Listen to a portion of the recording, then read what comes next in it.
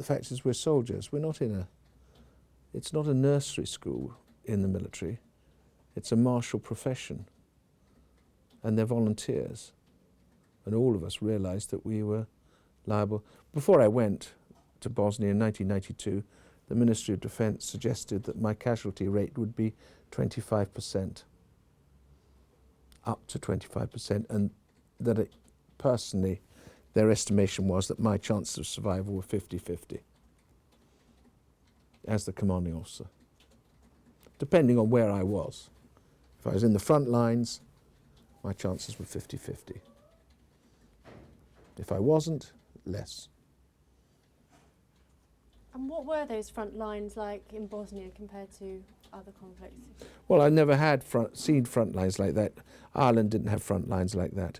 But in Bosnia, you certainly had front lines with delineated positions and tank positions and minefields and anti-ambush things, improvised explosive devices, bodies, bits of bodies around, and bodies. I buried a man in a shallow trench.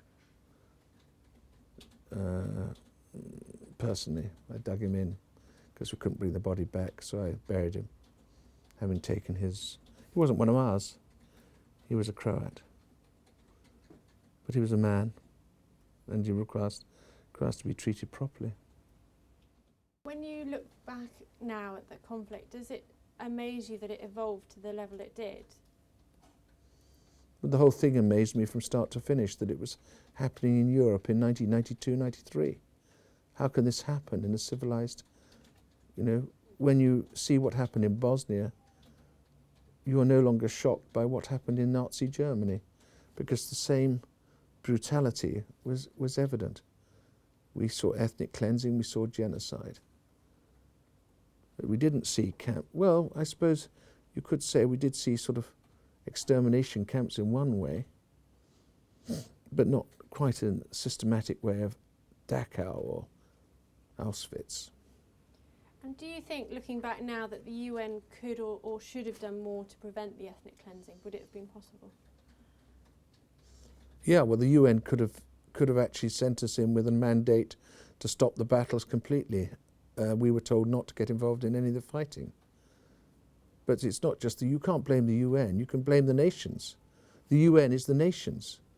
The UN makes decisions at the speed of a striking slug, but those decisions are made just like a convoy crossing the Atlantic. It can't go at the speed of the faster ships, it has to go at the speed of the slowest ship.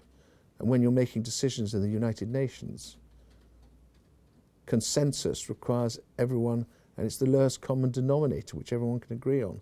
And that normally means the mandate's incompetent, inefficient and ineffective for the soldiers on the ground. So was it frustrating being in a situation where you were in command and yet held back by the UN's decision-making process? Not particularly, because I bent the mandate. I did what I thought was morally right and legal. For example, we opened fire quite a lot because it was necessary to save lives. And that was just about within the mandate of the United Nations. The rules of engagement, anyway.